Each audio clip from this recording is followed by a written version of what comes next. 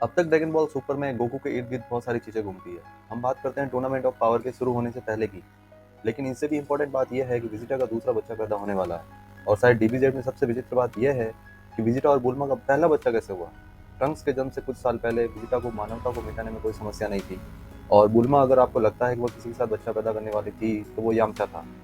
यह कैसे हुआ, इस पर बहुत सारी फैनमेड स्टोरीज है, और ईमानदारी से कहूँ तो मुझे लगता है कि टीएफएस ने इसे बिल्कुल सही किया है। बुल्मा और विजिटा फर्स्ट किस नामक एक वैलिड मांगा है जो कई लोगों को नहीं पता है, जो इस बात की जानकारी देता है कि ये कैसे हुआ। कहानी एंड्रॉइड सागा की शुरुआत में होती है, ठीक उसके बाद जब भविष्य के ट्रंक उन्हें 17 और 18 के बारे में चेतावनी देते हैं। इस दौरान विजिटा कोई अच्छा आदमी नहीं था, वह पृथ्वी पर रह रहा था तो सिर्फ और सिर्फ गोकू के कारण। जब वो कैप्सूल कॉर्प में ट्रेनिंग ले रहा था, बुल्मा यामचा के साथ दूसरे कमरे में थी और एक साथ बैठकर कॉफी पी रहे थे। तभी विजिटा अंदर आता है और यामचा को आने वाले एंड्रॉइड के लिए ट्रेनिंग लेने के लिए कहता है। कहानी यहीं से शुरू होती है। ग्रेविटी चैम्बर को जब डॉक्टर ब्रिग्स ठीक कर रहे होते हैं तो वो बुल्मा को विजिटा के आर्मर पर काम करने के लिए कहते हैं, जिसे हम सेल सागा के बाकी कमर पहने हुए देखते हैं। एक रात जब बुल्मा देर तक जागकर आर्मर पर काम कर रही थी तो उसे रसोई से कुछ आवाज़ सुनाई दी। पता चला कि वह विजिटा है जो अपने फ्रिज से कुछ बासी टोस्ट खा रहा था। हालांकि ग्रेविटी चैम्बर टूट गया है, इसलिए वह समय गुजारने के लिए ज़्यादा कुछ नहीं कर सकता था, तो भूखा है। और बुल्मा इस अवसर का लाभ उठाकर उसके लिए कुछ खाना बनाती है। यहीं पर वह सबसे पहले किसी प्रकार का बॉन्ड बनाना शुरू करते हैं। इसकी शुरुआत इसी बात से होती है कि जब विजिटा लगभग सुपर सैन बनने वाला ही था, इसके बाद यामचा का अपनी कार में शहर के चारों ओर घूमते हुए एक शॉट सामने आता है। और कहानी के इस पॉइंट पर बुल्मा ने यामचा के साथ सभी चीज़ें तोड़ ली है।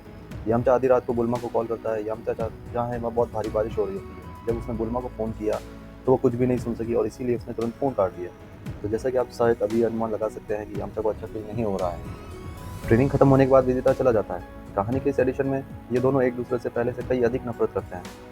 इसी कारण से यामचा को लगता है कि वह विजिटा को हरा सकता है। वह उसे बताता है कि वह विजिटा से बहुत अधिक मजबूत है, और जैसे ही वो विजिटा पर हमला करता है, विजिटा अपनी सुपर स्पीड से हमले को चकमा दे देता है और रिटर्न में वापस यामचा पर हमला कर देता है, और इसके साथ ही यामचा का काम पूरा हो जाता है।